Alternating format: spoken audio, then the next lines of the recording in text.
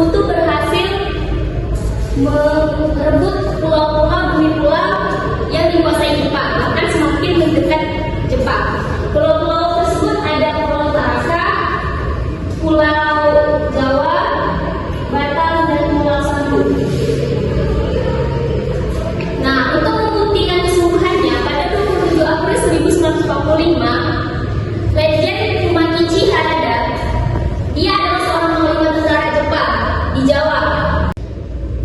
Panglima ini membentuk Dokuretsu Junri Kosakai atau BPUPKI.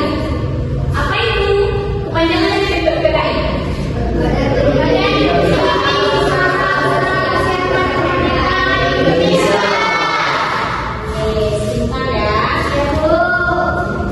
Nah, pada akhir sidang BPUPKI di sini Soekarno mengumpulkan 5 rumusan dasar negara. Yaitu yang pertama ada kebangsaan Indonesia, yang kedua ada internasionalisme atau kemanusiaan, yang ketiga ada kebebasan atau demokrasi, yang keempat ada kesejahteraan sosial, dan kelima ada ketuhanan yang Maha Esa.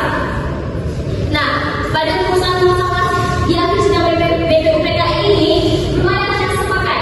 Jadi BPUPKI membentuk panitia 9, di mana panitia 9 berhasil merumuskan dasar negara pada tanggal 22 Juni 1945 atau yang disebut dengan Piagam Jakarta. Ada yang tahu isi Piagam Jakarta itu apa saja? Tahu. Nah, yang pertama ada ketuhanan dengan kewajiban menjalankan syariat Islam menurut bagi umum-umumnya.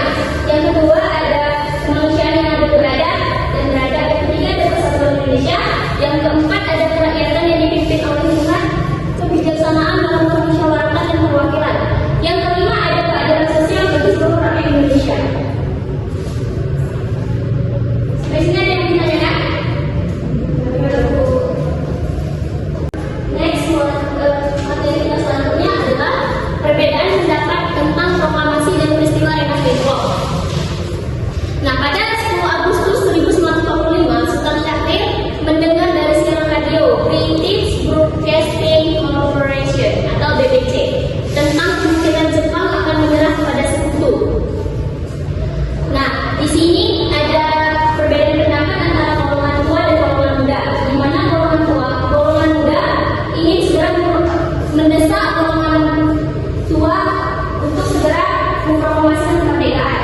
Nah, akibat dari ini, golongan muda menculik golongan tua ke Rengas Dengklok. Ada yang tahu golongan muda itu siapa saja yang dipimpin oleh siapa?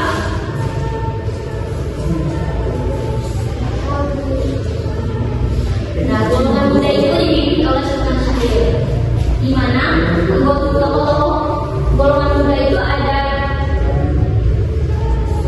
Sukarni, Wikana, Aidi, dan Khairul Saleh. Golongan tua yang dimaksud di sini siapa? Tahu? Betul. Nah, di sini pertimbangan Soekarno ada 3 alasan mengapa belum memproklamasikan